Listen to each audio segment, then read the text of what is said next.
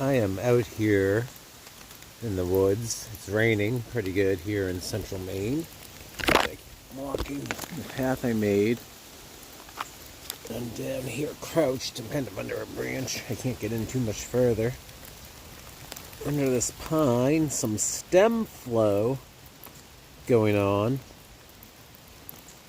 It's basically the tree makes its own soap to wash itself, the way I understand it. And this soapy film accumulates at the base, typically. There we go. I want to smell it, but I can't get in there.